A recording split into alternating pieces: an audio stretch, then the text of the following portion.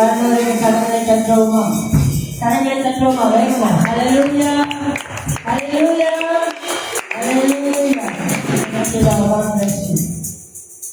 கர்த்தரை ஆசீர்வதிப்பார். அப்படி நின்ற வண்ணம் என்னோடு சேர்ந்து எடுத்து பார்ப்போமா? அப்போஸ்தலர் நடவடிக்கைகள். அப்போஸ்தலர் எழுதின நடவடிக்கைகள் 2வது அதிகாரம்.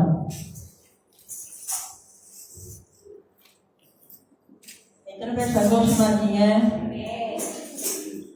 எத்தனை பேர் துக்கமா இருக்கீங்க? யாரு?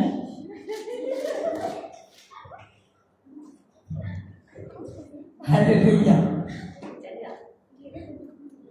அப்போஸ்தலருக்கு எழுதின நடவடிக்கைகள், அப்போஸ்தலருக்கு இல்ல, நமக்கு எழுதின அப்போஸ்தலர் நடவடிக்கைகள் 2வது அதிகாரம் 38வது வசனம். எடுத்து வாசிங்க. எடுத்தவங்க வாசிக்கலாம், ஆங்கிலத்திலும் தமிழிலும். பேதுரு அவர்களை நோக்கி நீங்கள் மனம் திரும்பி ஒவ்வொருவரும் பாவ மன்னிப்புக்கு என்று இயேசு கிறிஸ்துவின் நாமத்தினாலே ஞானஸ்நானம் பெற்றுக் கொள்ளுங்கள். அப்பொழுது பரிசுத்த ஆவியை என்னத்தை பெறுவோம்? ஹல்லேலூயா. இன்று தேவன் நமக்கு கொடுத்திருக்கிற வார்த்தை தேவனுடைய வல்லமையை வெளிப்படுத்தும் வரம். ஹல்லேலூயா.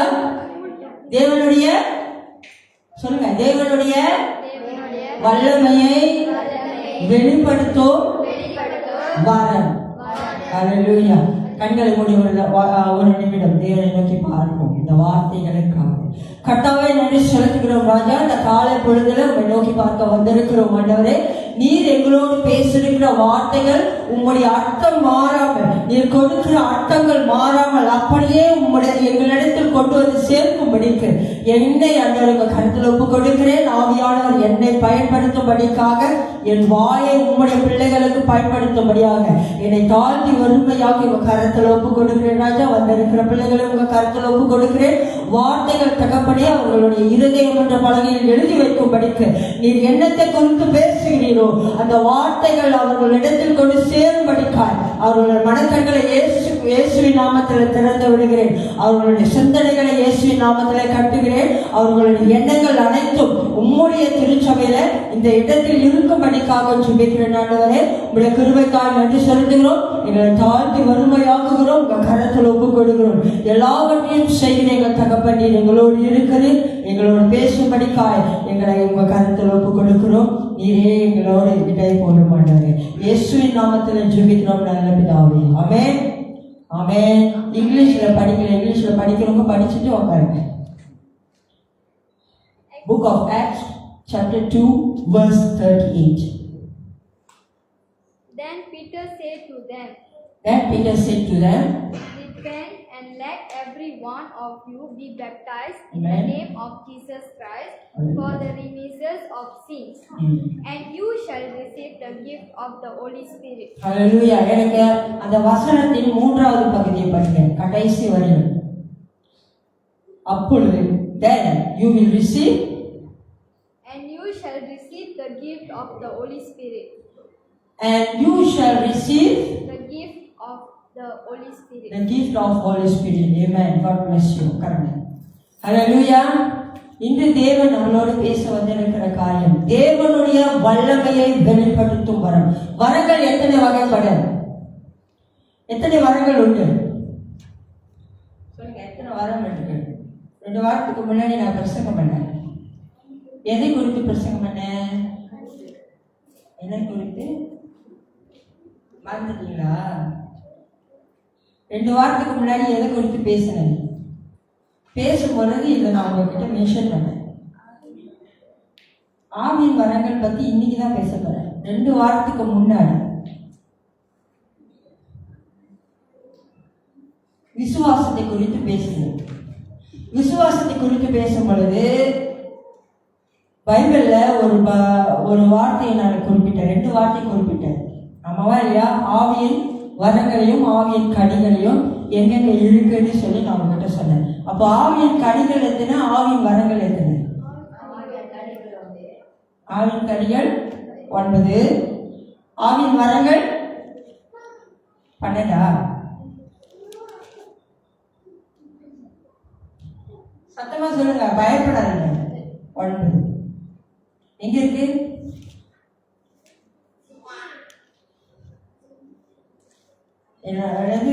அந்த அன்னைக்கு பிரசங்கம் முடிச்சுட்டு வந்து என்கிட்ட ஒருத்தவங்க கேட்டாங்க, எந்த இடத்துல சிஸ்டர் இங்க ஆவின் வரத்தில் எழுதியிருக்கு அப்படின்னு சொல்லிட்டு. ஆனா இன்னைக்கு பதில் சொல்ல மாட்டாங்க. 1 கொரிந்தியர் 12வது அதிகாரம் எடுத்து வாசிங்க. ஆவியின் வரங்கள் எத்தனை, அது என்னென்ன அப்படின்றத முதல் படிப்போம். பிறகு உங்ககிட்ட நான் 5 கேள்விகளோடு வந்திருக்கேன். 12வது அதிகாரம் 8லிருந்து 10 வரல வாசிங்க, சத்தமா வருவாங்க.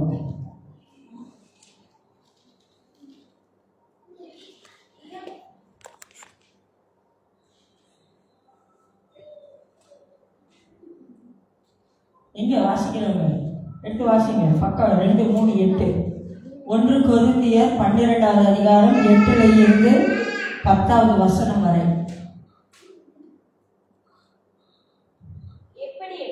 எப்படியெனில் ஒருவனுக்கு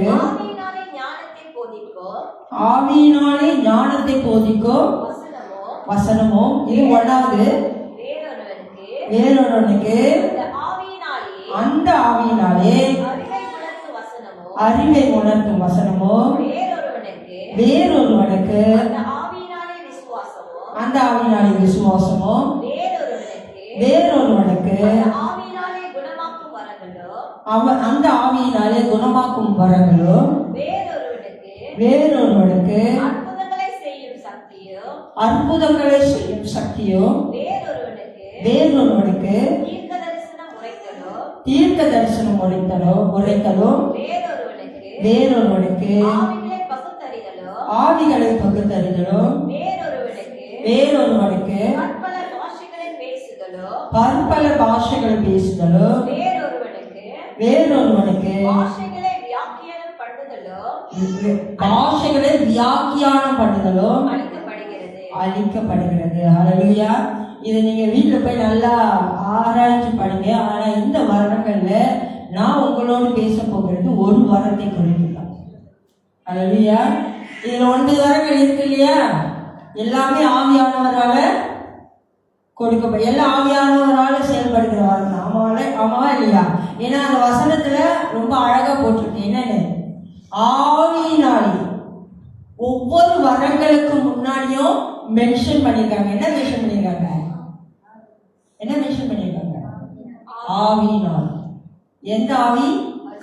பரிசுத்த ஆவியினால். இன்றைக்கு தேவன் நம்மளோடு பேசுகிற ஒரு வார்த்தை, அதாவது தேவனுடைய வல்லமை வெளிப்படுத்துகிற வரம். இந்த வரங்களில் எல்லாத்திலுமே தேவனுடைய வல்லமை உண்டு. ஆனா இன்ஸ்டன்ட், அப்பவே அந்த நேரத்தில் தேவனுடைய வல்லமையை வெளிப்படுத்துகிற வரம். வரங்கள்னு நான் சொல்ல, தேவனுடைய வல்லமையை வெளிப்படுத்தும் வரம். அப்படின்னா ஒரு வரத்தை குறித்து தான் தேவன் இன்றைக்கு நம்மளிடத்துல பேச வருகிறார். அதுக்கு முன்னாடி வரங்கள் என்றால் என்ன?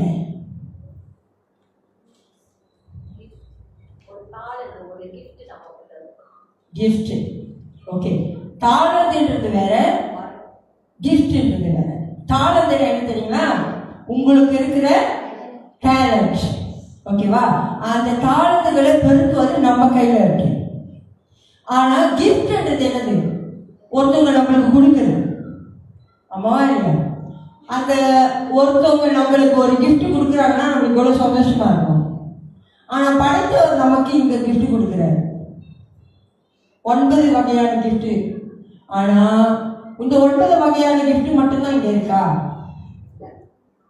என்னென்ன கிஃப்ட் சொல்லுங்க? என்னென்ன கிஃப்ட் இருக்கு? இந்த கிஃப்ட் இருக்க நீங்க எது காசு கொடுத்தீங்களா? காசு கொடுத்து வாங்கணுமா? காசு கொடுத்து வாங்கணும்னு நினைச்சவனுக்கு ஐயோ, அவனுக்கு சாபம் போச்சு. யார் கொடுத்தது? அப்போஸ்தலர்கள் தான் கொடுத்தாங்க. தேவன் கொடுக்கல. இப்போது அப்போஸ்தலர்கள் என்ன செஞ்சாங்க?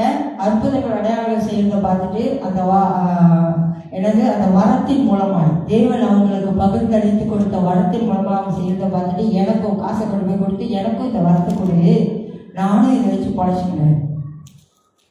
ஆமாவா இல்லையா? வசனம் படிச்சிருக்கீங்களா இல்லையா? படிச்சிருக்கீங்களா இல்லையா? எங்க படிச்சிருக்கீங்க? எங்க படிச்சிருக்கீங்க? இப்பதான் சொன்னேன், அப்போஸ்தலர்கள் நடவடிக்கைகள்ல தான் சொல்லியிருக்கப்பட்டிருக்கிறது. ஹல்லேலூயா, ஹல்லேலூயா.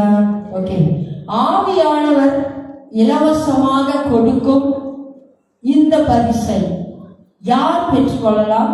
யாரால் பெற்றுக்கொள்ளலாம்? இதுதான் நான் உங்ககிட்ட கேட்கிறேன். ரெண்டாவது கேள்வி. முதல் கேள்வி, வரம் என்றால் என்ன? சொல்றீங்களா இல்லையா? கிஃப்ட் தானே.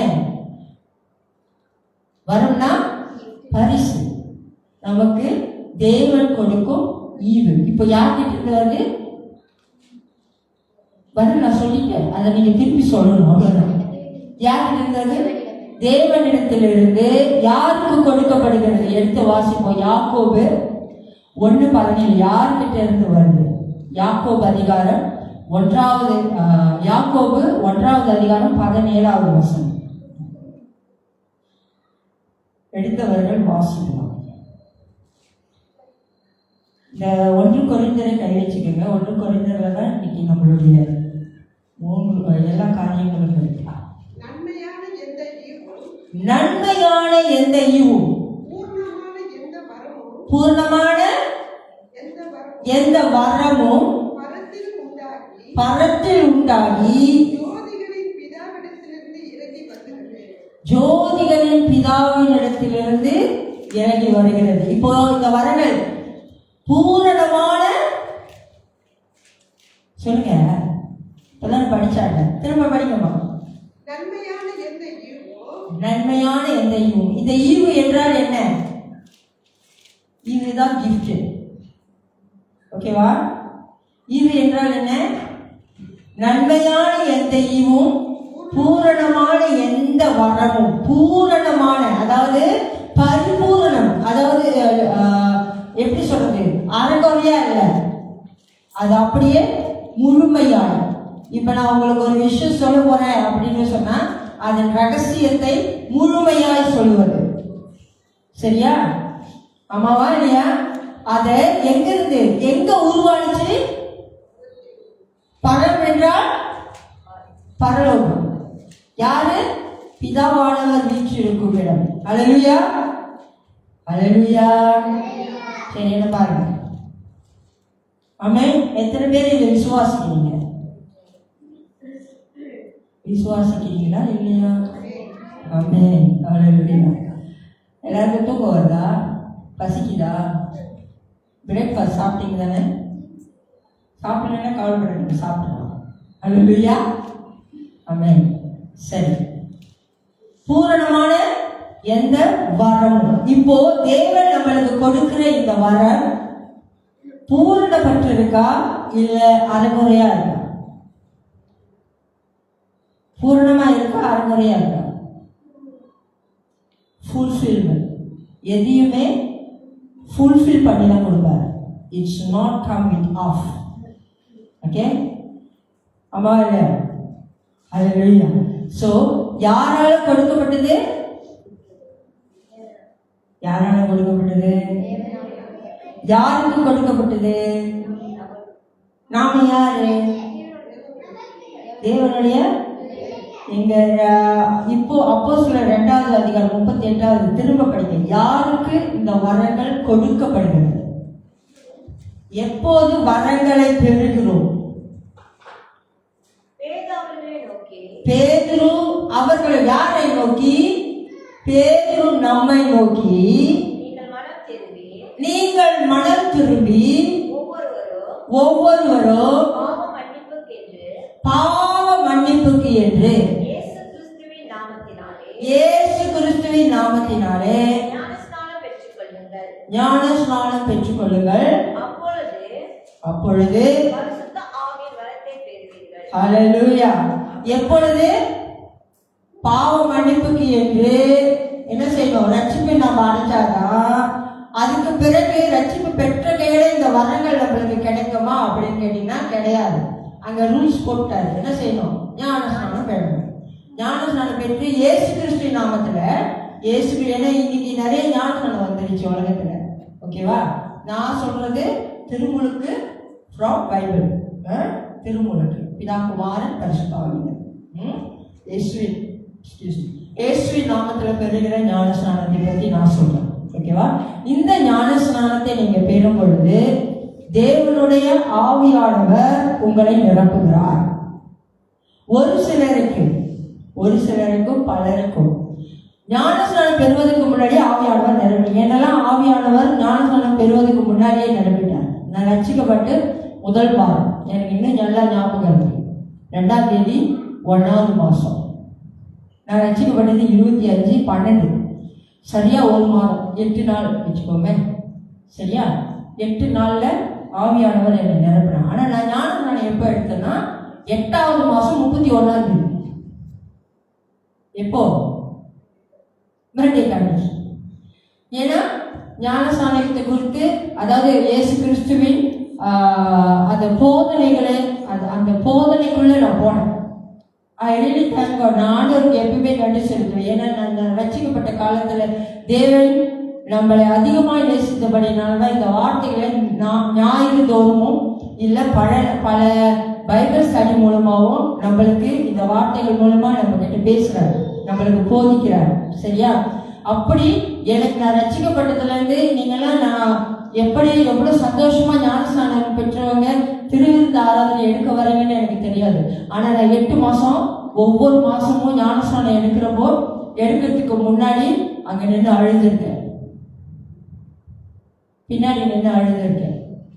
ஏன்னா ஞானஸ்நானம் பெற்றவங்க எல்லாம் முன்னுக்கு வந்துடுவாங்க, நான் மட்டும் பின்னாடி நிற்பேன். ஏன்? நான் ஞானஸ்நானம் பெறாதனால திருவிருந்தில் என்னால் பங்கெடுக்க முடியாது. ஸோ அதுக்கு அவங்க சொன்னாங்க, இல்லை நான் நம்மளுக்கு ப்ரொசீஜர்ஸ் இருக்கு, உடனே நம்ம திருவிருந்து கொடுக்க முடியாது அப்படின்னு சொல்லிட்டாங்க. அப்போ நான் என்ன செஞ்சேன்?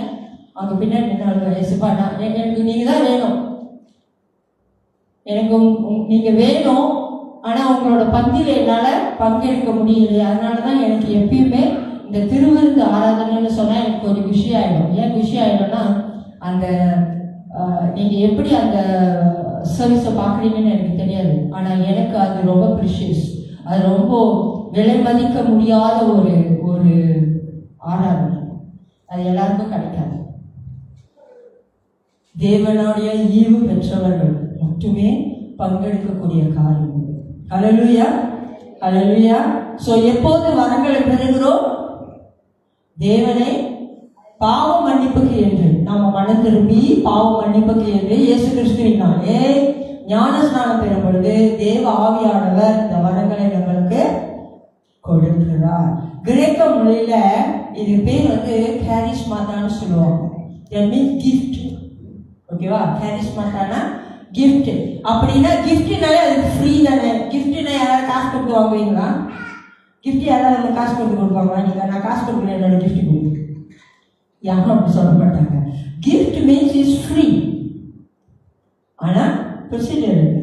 இந்த கேம்ல ஜெயிச்சாதான் உங்களுக்கு கிஃப்ட். சும்மா யாரும் கிஃப்ட் கொடுக்க மாட்டாங்க. அம்மாவா இல்லையா? யாராச்சும் உங்களுக்கு சும்மா கிஃப்ட் கொடுத்துருக்காங்க? பர்த்டே கிஃப்ட் கொடுக்கறதுக்கு ரொம்ப கஷ்டமா இருக்கும். கிஃப்ட் கிடைக்கிறது கொடுக்கறது கிடைக்கும். ஆமாவா இல்லையா? Gift is not easy to receive. If you receive a gift from somebody, you are a precious person because people see you as a precious person. ஆமாவா இல்லையா? ஒரு பரிசை நம்ம பெறுறோம் அப்படின்னு சொன்னா அந்த பரிசுக்கு நம்ம தகுதியானவர்கள். நம்ம மேல அவங்க அதிகப்படியான அளவுக்கு அதிகமான அன்பு வச்சதுனாலதான் நம்மளுக்கு அந்த கிஃப்டே கிடைக்குது. அந்த மாதிரி தான் நாம் தேவனுடைய வரத்தை பெறுவதற்கு அவருடைய அன்புக்கு பாத்திரவான்களா ஆன பிறகு இந்த கிஃப்ட் நம்மளுக்கு கொடுக்கப்படுகிறது. இப்போ வரங்கள் 9ன்னு சொன்னேன், ஆனா எல்லாமே வரம் தான். நம்ம ரட்சிக்கப்படுவதும் வரம் தான். எபேசியர் எடுத்து வாசிக்க வேணா, குறிப்பிச்சு வைத்துங்க. உங்களுக்கு வேணும்னா வீட்டில் போய் படிங்க. ரட்சிப்பும் வரம் தான். எபேசியர் 2வது அதிகாரம் 8வது வசனம். நித்திய ஜீவன் கிருபை வரமும் வரம் தான். ரோமர் 6:23 ஊழியம் செய்வதும் வரம் தான். இன்னைக்கு நான் உங்க முன்னாடி நின்று உங்ககிட்ட பேசுறதும் வரம் தான். ஹல்லேலூயா. இன்னைக்கு நீங்க இங்க எல்லாம் உட்காந்துருக்கீங்களா, அதுவும் வரம் தான், அதுவும் கிஃப்ட் தான். ஹல்லேலூயா. அநேகர் இன்னைக்கு இந்த இடத்துல இல்ல, இயேசுவை தெரியும், ஆனா இங்க சபைக்குள்ள இல்ல. இயேசுவை தெரியும், ரட்சிக்கப்பட்டிருக்காங்க, ஞானஸ்நானம் எடுக்கப்பட்டிருக்காங்கன்னா ஆண்டவருடைய வார்த்தையை கேட்பதற்கு அவர்களுடைய காதுகள் திறக்கப்படவில்லை. ஹல்லேலூயா, ஹல்லேலூயா. இன்னைக்கு எனக்கு இங்க வருவதற்கும் தடைதான். நான் தான் லேட்டா வந்தேன், காரணமா இல்லை. எங்க அப்பா திடீர்னு கீழே விழுந்து மண்ணை உடச்சிட்டாரு, ரத்தம் கொட்டிக்கிட்டு இருக்கு. எங்க அம்மா வந்து கது தர, நான் கிளம்பிட்டேன், நான் வெளியாக போறேன், பேக் எடுக்கிறேன், என்னோட பைபிள் பேக்கை எடுக்கிறேன். எங்க அம்மா வந்து கது தர்றாங்க, வந்து பாரு அப்படின்னு. என்னமாச்சு? எங்க அப்பா ரொம்ப நேரமா அம்மாவை கூப்பிட்டுருக்காரு. சம்டைம்ஸ் சாப்பாடு கொடுக்குறதா இல்லை வேற ஏதாச்சும் என்னதான் அப்படி கூப்பிடுவாரு. திடீர்னு ஏன் அப்படி கூப்பிடுறாரு அப்படின்னு சொல்லி அம்மா அங்கதான் ஹால் முன்னுக்கு வாசல் உட்காந்துட்டு இருந்தாங்க. திடீர்னு வந்துட்டு என்னன்னு சொல்லி கேட்டதுக்கு பார்த்தா கீழே சோஃபால இருந்து விழுந்து. ஏன்னா அப்பாவுக்கு கால் இல்லை இல்லையா, ஒரு கால் இல்லை. ஸோ அவர் என்ன செஞ்சுட்டாரு, படுத்துருந்துருக்கிறாரு, இப்படி பிறந்த போது கீழே விழுந்து புருவத்துக்கிட்ட பொழந்துருச்சு. எனக்கு என்னன்னா போன வாரம் தான் ஒன்று நடந்துச்சு, என்ன ஒவ்வொரு ஞாயிற்றுக்கிழமை நம்மளுக்கு சேர்ந்து வருதா அப்படின்னு சொல்லிட்டு நானும் தான் சொன்னேன். ஏசப்பா இன்னைக்கு நான் கர்ப்ப வேதனையோட போறேன். கர்ப்ப வேதனைன்னா என்ன? பிள்ளை வைக்கிறது மட்டும்தான் கர்ப்ப வேதனை நினைச்சிங்களா? ஒவ்வொரு ஞாயிற்றுக்கிழமையும் இந்த வசனத்தை சுமந்து வருபவர்கள் கர்ப்ப வேதனையோடு தான் வருவாங்க. எத்தனை பேர் இதை நீங்க அனுபவிச்சிருக்கீங்கன்னு தெரியாது. இந்த வசனங்கள் வந்து சும்மா சாதாரணமா நம்மளுக்கு கிடைக்காது, இதுவும் வரம். அதனால தான் சொன்ன ஊழியம் செய்வதும் வரம். எபேசியர் 3வது அதிகாரம் 7வது வசனம். அதுக்கு 1000 தடைகள் வரும், அது எல்லாம் விட்டுட்டு வந்து நிற்கிறது தான் வரும். ஹல்லேலூயா, ஹல்லேலூயா. அடுத்தது இதுதான் என்ன ரொம்ப என்ன சொல்லுவாங்க, நான் இன்னும் இன்னைக்கு டாபிக் உள்ள போகல, பட் உங்களுக்கு எக்ஸ்பிளைன் பண்றேன் வரங்கள் என்னன்னு. எனக்கு ரொம்ப என் கண்களை திறந்தது இந்த வசனம். 1 பேதுரு 4வது அதிகாரம் 10-11. இது என்ன வரணும்னு படிப்போமா? எடுத்து வாசிங்க. 1 பேதுரு 4வது அதிகாரம் 10-11. இந்த வரங்கள் 9 வரங்கள் மட்டும்தான் இருக்கா? இந்த 9 வரங்களும் தேவன் குறிப்பிடப்பட்டது. குறிப்பிடப்படாத வரங்களை தான் அவங்களுக்கு எந்த இடங்கள்ல தேவன் இதையும் வரங்கள் அப்படின்னு சொல்லியிருக்கிறார் அப்படின்னு சொல்லி உங்களுக்கு மேற்கோள் காட்டுறேன். அவ்வளவுதான், சரிங்களா? எடுத்து வாசிப்போம். 1 பேதுரு 4வது அதிகாரம் 10-11. அவனவன் பெற்ற வரத்தின்படியே நீங்கள் தேவனுடைய பற்பல கிருபையுள்ள கிஃப்ட்களை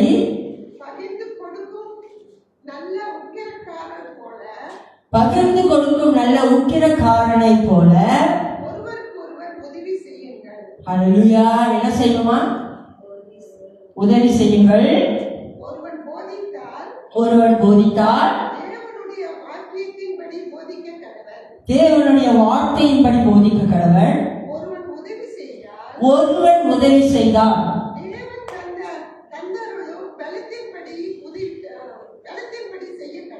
ஹல்லேலூயா. தேவன் தந்தருளின பலத்தின்படி செய்ய கடவன். எல்லாவற்றிலேயும் இயேசு கிறிஸ்துவின் மூலமாய் தேவன் மகிமைப்படும்படியே செய்வீர்களாக. அவருக்கே மகிமையும் வல்லமையும் சதா காலங்களிலும் உண்டாயிருப்பதாக. ஹல்லேலூயா, ஹல்லேலூயா. என்ன வரம் இங்க இருந்துச்சு? ஒருவன் போதிக்கிறான்னா என்ன செய்யுமா? தேவனுடைய வார்த்தை என்பதை போதிக்கணும். அதுக்கப்புறம் என்ன சொல்லியிருக்காரு? என்ன செய்யணுமா? உதவி செய்தால். உதவி செய்வதும் தேவனுடைய ஈவுகளில் ஒன்று. நம்ம ஒருத்தவங்களுக்கு உதவி செய்யறது சாதாரணமா வராது. நிறைய பேர் பார்த்துருக்கீங்களா? கல் மனசுக்காரங்க. கல் மனசுக்காரங்கன்னா என்ன சொல்லுங்க. யாருக்கும் ஹெல்ப் பண்ண மாட்டாங்க, அழ மாட்டாங்க, சட்டுன்னு கண்ணுல கண்ணீரே வராது. தட் மீன்ஸ் அவங்க வந்து ரொம்ப அப்படியே இறுக்கமா இருப்பாங்க. எப்படி இருப்பாங்க? அப்படியே இறுக்கமா இருப்பாங்க. உதவி செய்வதும் தேவனுடைய வரங்களில் ஒன்றுதான். ஓகேவா? அது நிறைய வசனங்கள் உண்டு. இப்போ நான் உங்களுக்கு இந்த ஒரு வசனத்தை மட்டும் மேற்கொள் காட்டுறேன். ஆவியானவரை பெற்றுக்கொள்ள மற்றவர்களை நடத்துவதும் வரம் தான். அதாவது இன்னைக்கு நீங்க பரிசுத்த ஆவியானவரை பெற்றுக்கொள்றதுக்கு நான் உங்களை வழி நடத்துறேன் இல்லையா, அதுவும் வரம் தான். இதை குறிச்சுக்கீங்க. அப்போஸ்தலர் 8ஆம் அதிகாரம் 18 20 வருஷம். அதாவது ஆவியானவரை ஒருத்தவங்க பெற்றுக்கொள்வதற்கு அவர்களை வழி நடத்தணும் இல்லையா, அதுவும் வரம் தான். ஓகே, இப்போ இன்னைக்கு தேவனுடைய வல்லமையை வெளிப்படுத்த வரத்துக்கு போவோம். 9 வரங்கள்ல ஒரு வரம் மட்டும் பன்மையில இருக்கும், புளுரலிஸ்ட்ல இருக்கும். அதாவது எல்லாமே வரம் வரம் வரம்னு இருக்கும். ஆனா இந்த வரம் மட்டும் வரங்கள்னு இருக்கும். என்ன வரம்? என்ன வரம்னு சொல்லுங்க.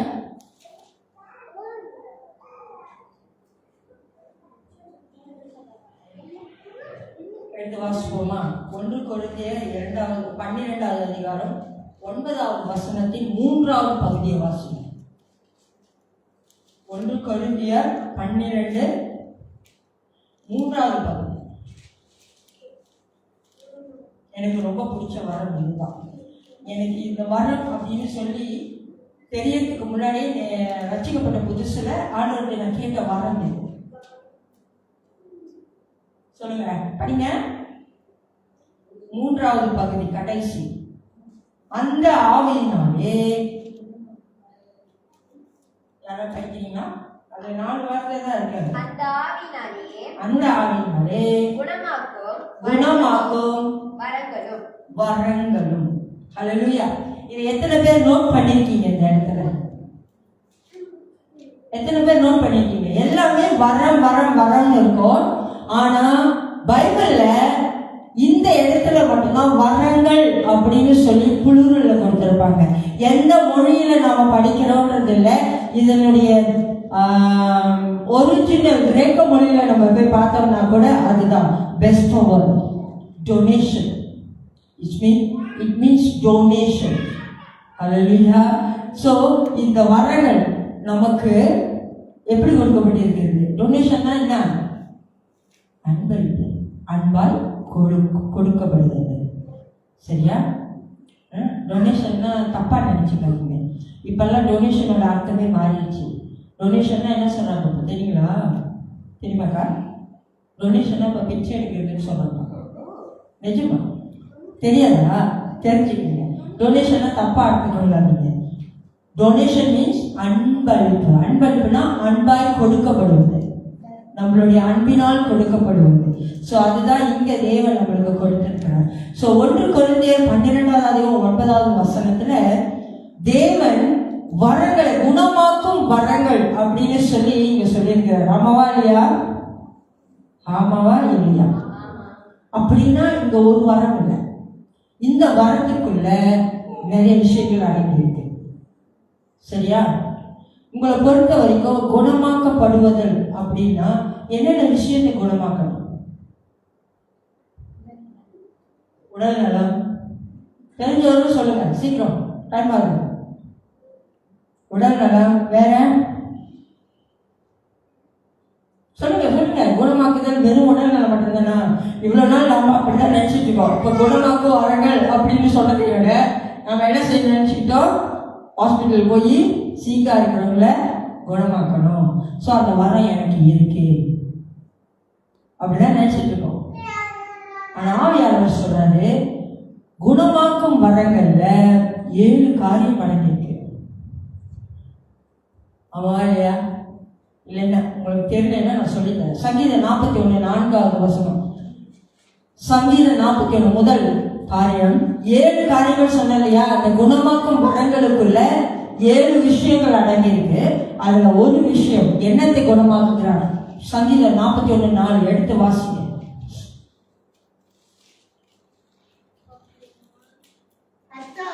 கர்த்தாவே என்மேல் இரக்கமாயிரும். உமக்கு விரோதமாய் பாவம் செய்தேன். என் ஆத்துமாவை குணமாக்கும் என்று நான் சொன்னேன். இன்னைக்கு நம்மளுக்கு தேவையான குணமாக்குதல் இல்லை. என்னத்தை குணமாக்கணுமா? நம் ஆத்துமாக்கு. அப்போ நம்ம ஆத்துமா என்ன செய்யுது? பாவம் செய்யுது. நம்ம ஆத்துமாக்கு காயம் ஏற்படுது. ஆமா இல்லையா? குணமாக்குதல் என்றால் என்ன? அங்க காயப்பட்டிருக்கு, உடைக்கப்பட்டிருக்கு, ஏதோ ஒரு விஷயம் அந்த இடத்துல நடந்திருக்கு. சோ அந்த இடத்துக்கு ஹீலிங் தேவைப்படுது. அப்ப நம்ம ஆத்துமாக்கு இன்னைக்கு என்னது? சங்கீதக்காரர் அழகா சொல்லியிருக்கிறாரா இல்லையா? என் மேல் இரக்கமாயிரும், உமக்கு விரோதமாய் பாவம் செய்தேன். அப்போ நாம பாவம் செய்யும் பொழுது நம்ம ஆத்துமா காயப்படுகிறது. சோ அதுக்கு குணப்படுத்துதல் அவசியம். சரியா? ஆத்துமாவை குணப்படுத்துகிறார். 2வது காரியம் சங்கீதம் 147 3வது வசனத்தை எடுத்து பார்ப்போம். சங்கீதம் 147 3.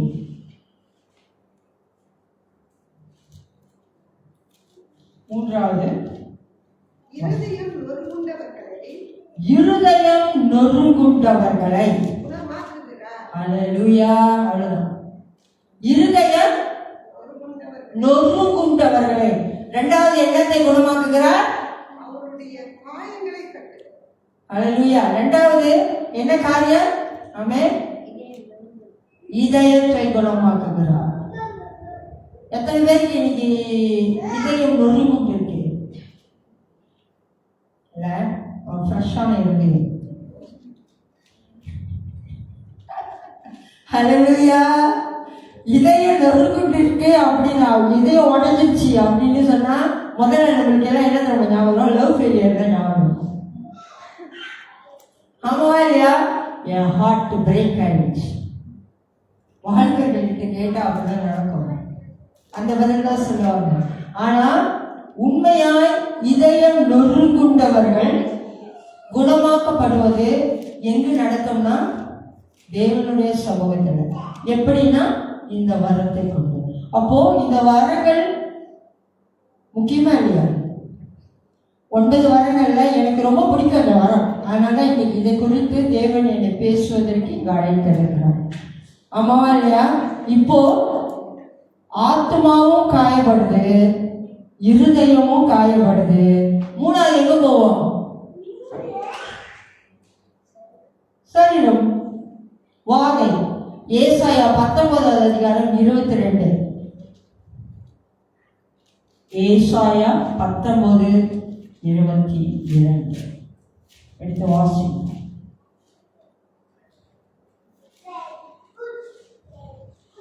கர்த்தர் எகிப்தியரை வாதையினால் அடிப்பார், அடித்து குணமாக்குவார்.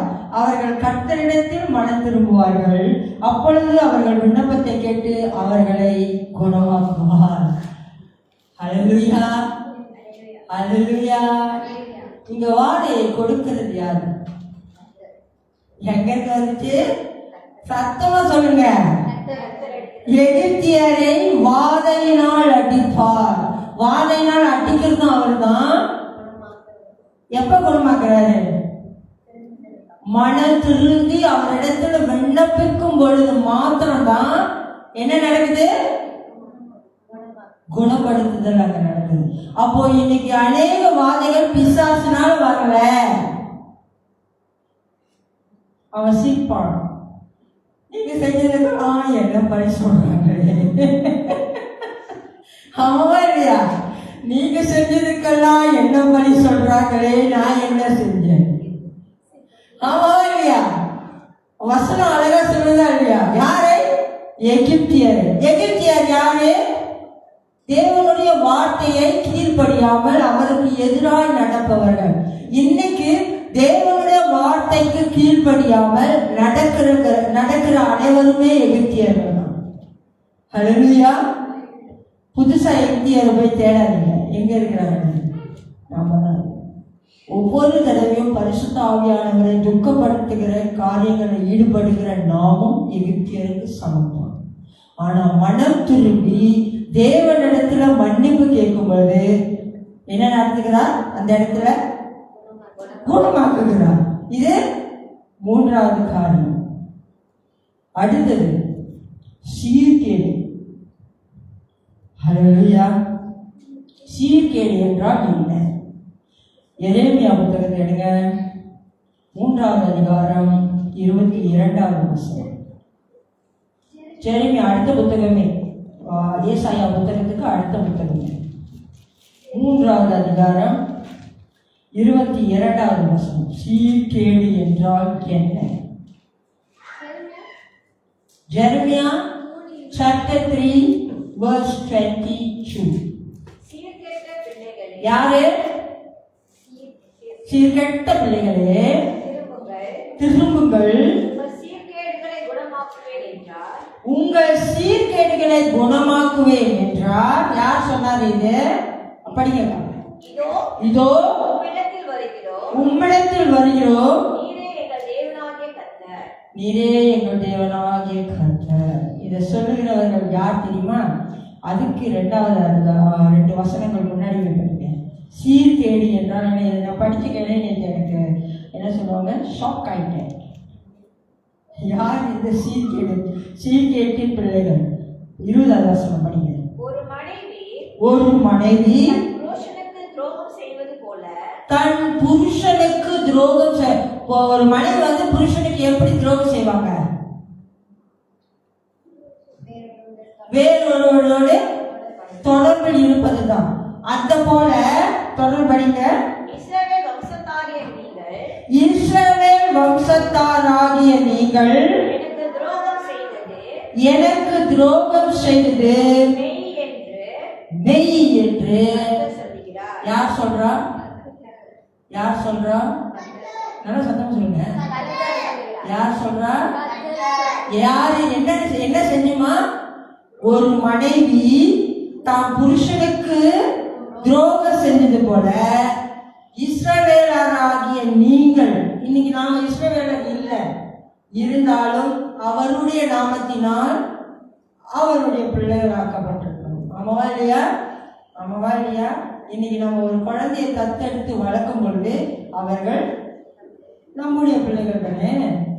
தத்தெடுத்த பிள்ளை என்ன சொல்லுவீங்க? அப்படியே சொல்லுவீங்க? இல்லை. யார்? நம்மளுக்கு கீழே நம்மளுடைய அரவணைப்பில் நம்மளுடைய பார்வையின் வளர்கிற பிள்ளை அவங்க நம்ம பிள்ளைகள் தான். அப்படிதான் தேவனுக்கு நாமளும். அல்லேலூயா. அவரால் படைக்கப்பட்டவர்கள், அவரை போல் படைக்கப்பட்டவர்கள். அல்லேலூயா. நாமும் எப்படி அவருக்கு துரோகம் செய்யணுமா? ஒரு மனைவி தன் புருஷனுக்கு விரோதமாய் நடப்பது போல. ஆமென், ஆமென். இதுதான் அந்த சீர்கேடு. சீர்கேட்டின் பிள்ளைகளே, சீர்கெட்டு போன பிள்ளைகளே, திரும்பு, மனம் திரும்பு. அல்லேலூயா. இதில் இருந்தும் தேவன் நம்மை குணமாக்குகிறார். இதுவும் குணப்படுத்துதல்ல வருகிறது. அடுத்து மரணத்தில் இருந்து நம்மை குணப்படுத்துகிறார். யோவான் 4:47 குறித்து வைத்துக்குங்க. அது நம்ம படிக்கணும்னு இல்லை, இதெல்லாம் நம்ம படித்த வசனங்கள். சரியா? யோவான் 4:47 மரணத்தில் இருந்து மரண வேதனைப்படுகிற தன் மகனை குணமாக்கும்படி வந்து கெஞ்சி நிற்கிறார் தேவன். அப்போ மரணத்தில் இருக்கிறவர்களை குணப்படுத்த தேவ வல்லமை உள்ளவராக இருக்கிறார். அவங்க சாவ போறாங்க, ஒருத்தவங்க சாவ போறாங்க. ஓகேவா? அவங்க சாவ போறாங்கன்னு நம்மளுக்கு அனௌன்ஸ் பண்ணுவாங்க. யார் பண்ணுவாங்க தெரியுமா? டாக்டர்ஸ் தான் பண்ணுவாங்க. ஆனா ஒரு ஊழியக்காரர் அந்த இடத்துல நம்பிக்கையா போவார். எனக்கு ஒரு சாட்சி இருக்கு. என்னன்னா, என்கிட்ட வந்து ஒரு ஒரு ஒரு தம்பிக்காக ப்ரே பண்ண சொன்னாங்க. அந்த தம்பி வந்து 48 மணி நேரத்தில் இறந்துருவாருன்னு சொல்லிட்டாங்க. நான் அப்போ சிங்கப்பூரில் இருக்கேன். எனக்கு கால் பண்ணுறாங்க, நீங்கள் வாங்க ப்ரே பண்ணுங்க. இல்லை நீங்கள் வாங்கன்னு எனக்கு சொல்லலை. என்கிட்ட வந்து அவங்களுடைய சகோதரி வந்து என்கிட்ட சொன்னாங்க, நீங்களும் கூட வாங்க ப்ரே பண்ணுங்க அப்படின்னு சொல்லி. ஆண்டவர் என்கிட்ட இல்லை பொறுமையாக இருக்கும், முதல் ஜெபி ப்ரே பண்ணு அப்படின்னு சொல்லி ஆவியானவரை என்னை வழி நடத்தினா நானும் ப்ரே பண்ணிட்டு இருந்தேன்.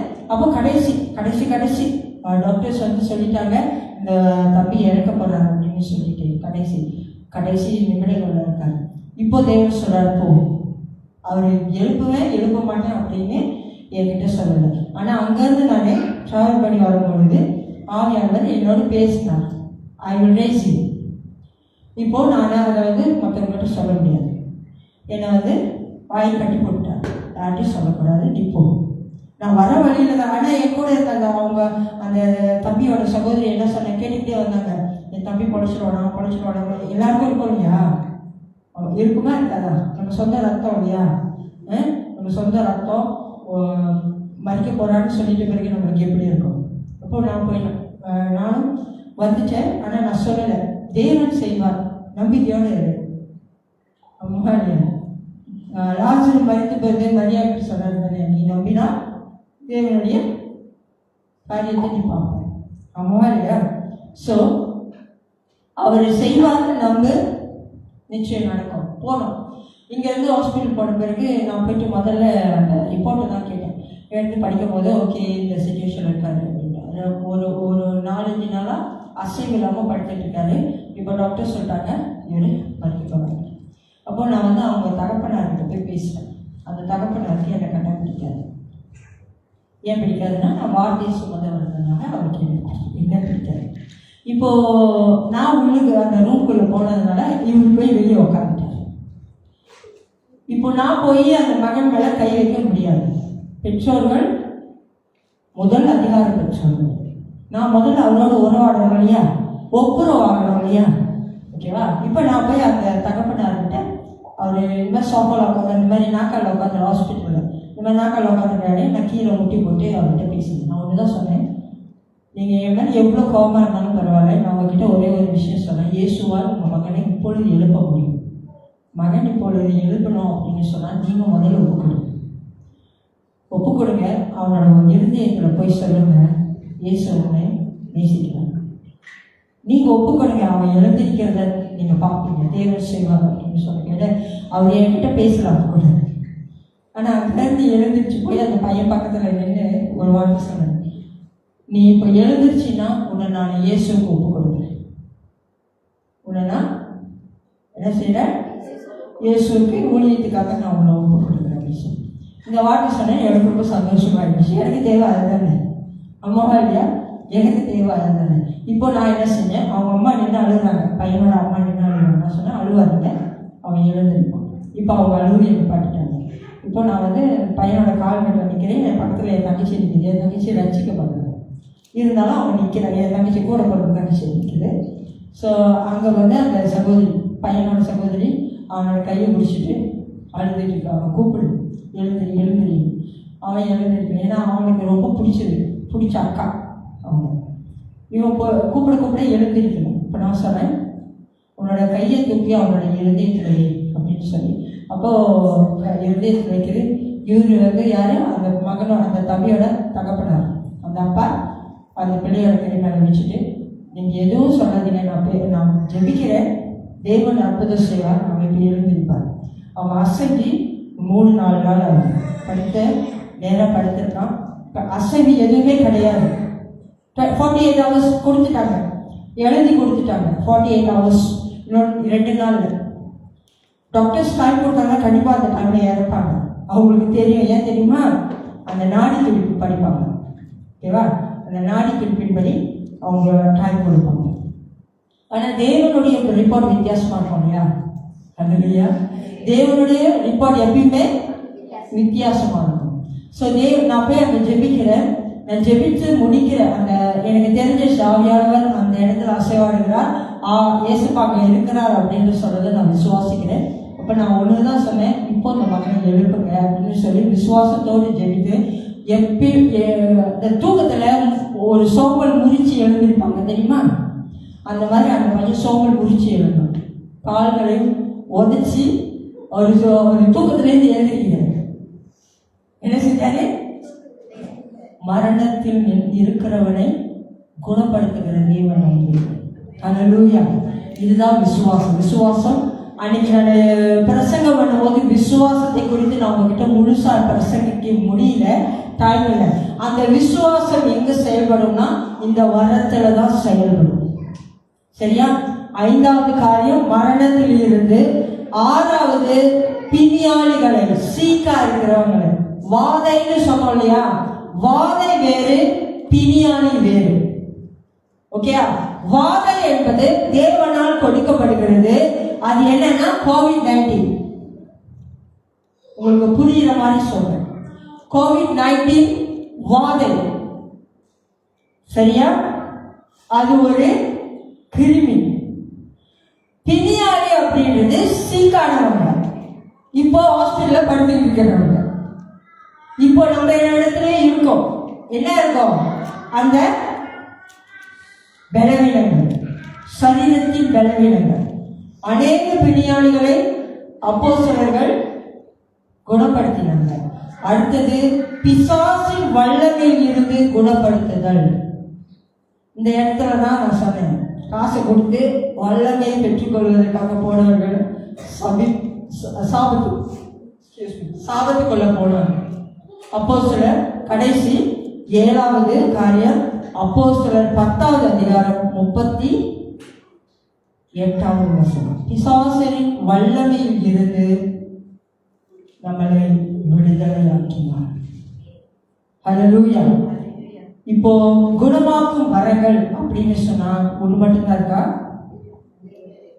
Thank God you receive it in Jesus mighty name. Amen. Amen.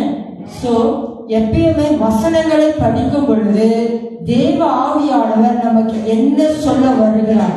இப்போ இந்த குணமாக்கும் வரங்களை தேவன் என்று நம்மளிடத்தில் பேசினார் என்றால் நம்ம கிட்ட என்னமோ சொல்ல வர்றார். என்ன சொல்ல வர்றார்? இந்த வரங்கள் அனைத்தும் 9 வரங்களும் நமக்கு தற்காலிகமாய் கொடுக்கப்பட்டவை. இது கடைசி வரலும் நம்ம கூட வருமா? நித்திய ஜீவனுக்கு இது உதவாது. இது நாம இந்த உலகத்துல வாழும் வரைக்கும், தேவனிடத்தில் சேரும் வரைக்கும். அவர் இப்போ நம்ம மத்தியில இல்லை, அதாவது உங்களை போல முகமுகமாய் இல்லைன்னு சொல்றேன். ஆவி நம்மோடு இருக்கிறார், நம்மளுக்குள்ள இருக்கிறார், அது உண்மை. நான் என்ன சொல்றேன்னா, தேவன் இப்பொழுது தத்ரூபமாய் முகமுகமாய் நம்மளிடத்தில் கிரியை செய்ய முடியாதுன்னு சொல்லிதான் இந்த கிஃப்ட்டுகளை நம்மளுக்கு கொடுத்திருக்கிறார். இப்போ கடைசி காலத்துல, இந்த கடைசி காலத்துல நம்ம வாழ்ந்துட்டு இருக்கிற இந்த கடைசி காலத்துல அநேக காரியங்கள்ல நாம வீழ்ந்து போகிற இடம் இந்த 7 காரியங்கள். அல்லேலூயா. எத்தனை பேர் இதை நம்புறீங்க? எல்லா விஷயத்திலும் அந்த பொண்ணு மட்டும்தான் நம்பும், நம்ம குட்டி. Hallelujah. God bless you more and more in Jesus mighty name. Hallelujah. Hallelujah. எத்தனை பேர் நம்புறீங்க? என்ன நம்புறீங்க? சொல்லுங்க சொல்லுங்க, சீக்கிரம் சீக்கிரம், மணியாது.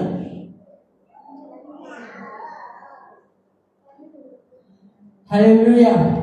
இந்த குணமாக்கும் வரங்கள் உங்களுக்கு வேணும் அப்படின்னு சொன்னா அவரிடத்தில் கேட்டு பெற்றுக்கொள்ளுங்கள். நீங்க பெறுகிற இந்த கிஃப்ட் உங்களுக்காக செயல்படுகிறது. இப்போ நம்மளுக்கு ஒருத்தவங்க கிஃப்ட் கொடுத்தாங்கன்னா அந்த கிஃப்ட் நம்மளுக்கு தானே. ஆனா ஆவியானவர் நம்மளுக்கு கொடுக்கிற கிஃப்ட் நம்மளுக்கு இல்லை. We have to use for others. And the same time, this gift must heal us first. ஆத்மா, இருதயம், வாதை, நம்மளுடைய சரீரம், இன்னும் என்ன, நம்மளுடைய பொருளாதாரம், எல்லாத்துலேயுமே அல்லேலூயா. எல்லாத்திலையுமே இந்த கிஃப்ட் மூலமா நம்மளை நாம குணப்படுத்தி யாம் பெற்ற இன்பம் பெருகையும் பயனும்.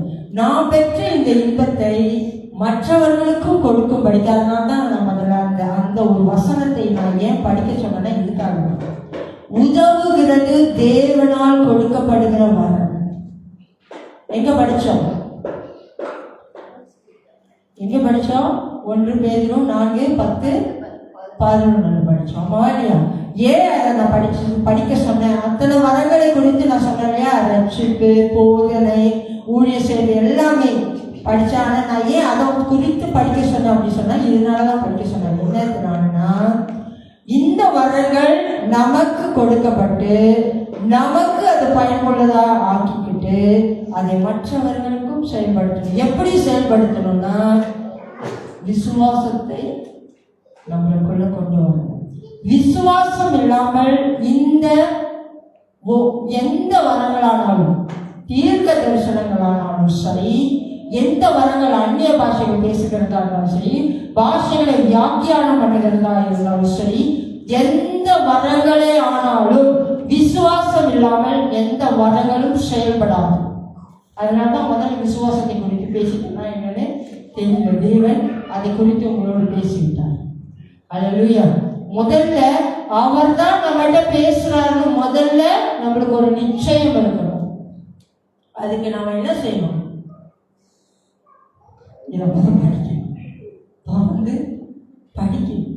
படிக்க ஆரம்பிச்சான்னா இந்த வரங்களை குறித்து நாம் நிச்சயமா அவரிடத்துல கேட்க முடியும். அதை நமக்கு கொடுக்கிறவராக இருக்கார். யாருக்கு என்ன வரம் வேணும்? இந்த 9 வரங்களும் வேணுமா அப்படின்னு நீங்க கேட்டீங்கன்னா 9 வரங்களும் நமக்கு தேவையா இல்லையான்னு நாம முடிவு பண்றதில்லை. யார் முடிவு பண்றா? ஆவியானவர் முடிவு பண்ற. இதுக்கு விஷயத்தை கர்த்தர் யார்கிட்ட கொடுத்திருக்கிறாரு? ஆவியானவர் இடத்துல.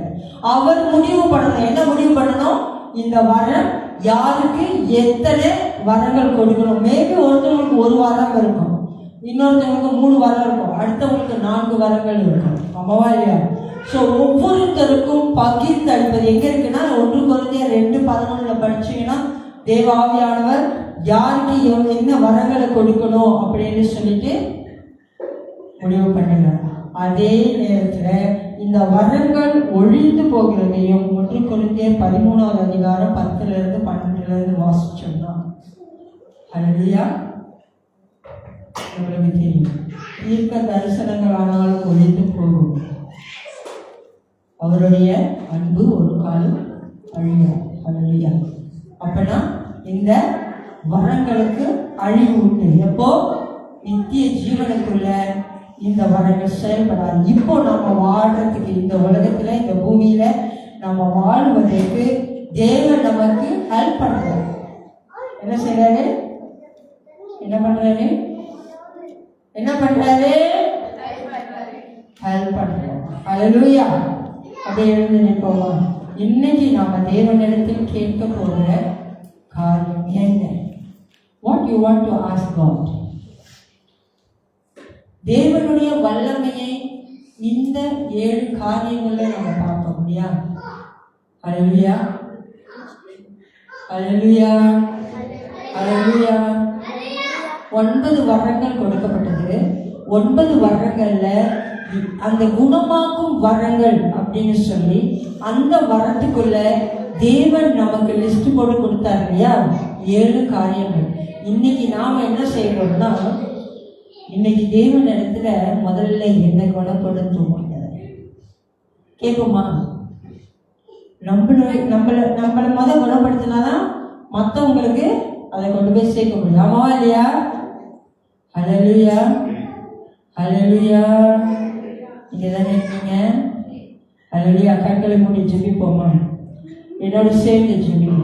என் நல்ல தேவனே, உம்மை ஆராதிக்கிறோம், உம்மை போற்றுகிறோம், வாழ்த்துகிறோம். இன்று நீர் எங்களோடு பேசின இந்த வார்த்தைகளுக்காக உம்மிடத்தில் நன்றி செலுத்துகிறோம். ஆண்டவரே, எங்களுடைய ஆவி, ஆத்மா, சரீரத்தை உங்க கரத்தில் ஒப்பு கொடுக்கிறோம்.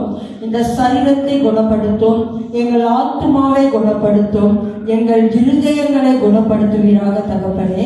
எங்களை நீர் தொட்டு சுகப்படுத்தினால் நாங்கள் மெய்யாகவே சுகமாவோம் ஆண்டவரே.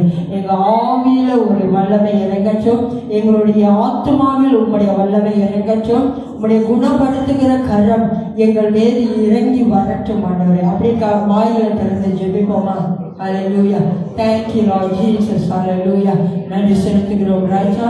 நன்றி நன்றி நன்றி நல்ல தகப்பனே. அப்பா உங்களை போற்றுகிறோம், வாழ்த்துகிறோம், வணங்குகிறோம். Thank you Jesus. நன்றி நன்றி நன்றி நன்றி நன்றி நன்றி. ஓ ஷரபா குரியந்த ரகா பாபா பாபா அஷரி பேக்கரியாந்த ரகா பாபா பாபா பாபா. உங்களுடைய வல்லமை எங்கள் மீது புறப்பட்டு வரட்டும் ஆண்டவரே. எங்களை தொட்டு சுகப்படுத்துவீராக, எங்களை தொட்டு சுகப்படுத்துவீராக தகப்பனே. ஓ இந்த காலை பொழுதுல உம்மை நோக்கி பார்க்க வந்திருக்கிறோம். எங்களை ஆண்டவரே நாங்கள் வந்த வண்ணம் போகாத படிக்கு எங்கள் ஆத்துமாவில் ஒரு சுகத்தை கொடுங்க, எங்கள் சரீரத்தில் ஒரு சுகத்தை கொடுங்க. உம்முடைய வல்லமை எங்கள் மீது இறங்கட்டும் ஆண்டவரே. தொட்டு சுகமாக்குமையா இயேசுவே, இயேசுவே தொட்டால் போதும் என் வாழ்க்கை மாறுவே. தொட்டால் போதும் என் வாழ்க்கை மாறுவே. தொட்டு சுகமாக்குமையா இயேசுவே, இயேசுவே தொட்டால் போதும் என் வாழ்க்கை மாறுவே. தொட்டால் போதும் என் வாழ்க்கை மாறுவே. மாறுவே எல்லாம் மாறுவே. Thank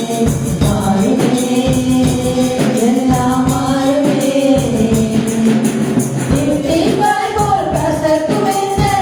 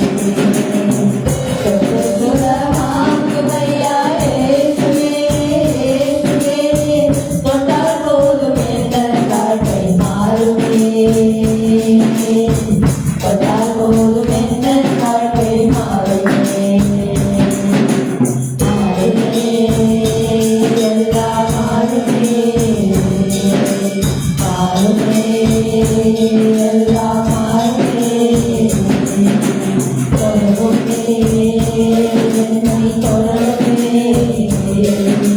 தொடருமே என்னை தொடருமே தொடருமே என்னை தொடருமே. அப்பா நன்றி செலுத்துகிறோம். எங்களை தொட்டு உங்க கிருபைக்காய் சோதனம், குணப்படுத்தின உங்க வல்லமைக்காய் சோதனம். உங்களுடைய வல்லங்கள் வரங்கள் எங்களுக்குள் கிரிய செய்யும்படிக்கு விசுவாசம் எனும் கேடயத்தை நாங்கள் தரித்தவர்களால் உங்களுடைய